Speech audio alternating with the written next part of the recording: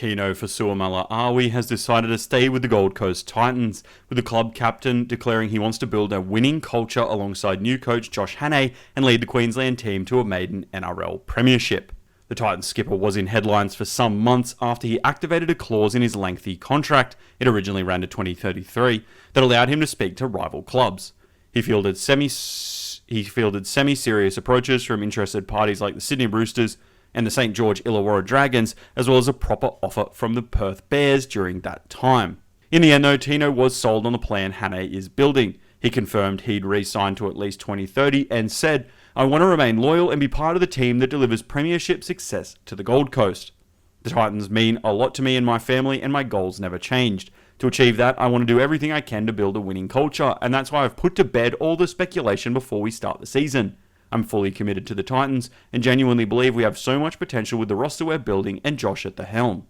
Big Tino, who started pre-season a little late after touring England for the 2025 Ashes series, said he's already enjoying the environment Hannay's been building, especially the emphasis on connections in the group. Hannay has also been bringing in staff, fans and community members regularly, the Sporting Base understands, in a bid to keep the star Gold Coast players more closely tied to the beachside city and its culture. This season will now be Fa'asuamaleaui's sixth since he left Melbourne to take up a lucrative deal with the Gold Coast in 2021. Sometime this season, Tino is expected to play his 100th match for the Titans, where he was also just recently given the captain's armband. Hannay welcomed the news that he'd re-signed, telling Sen just after the signature was unveiled that, "My language around Tino's been consistent from day one in that I've not heard anything from him or seen anything from him since I've got here that suggests he wants to be anywhere other than the Gold Coast. I know skippering this club means a lot to him. Seeing this club become a force and successful is important to him.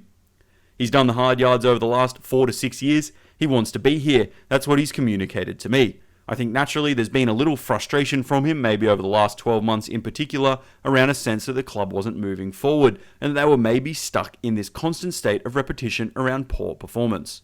I've got a really long relationship with Tino though. We go back 10 years, so it's a little bit more than a coach-player relationship.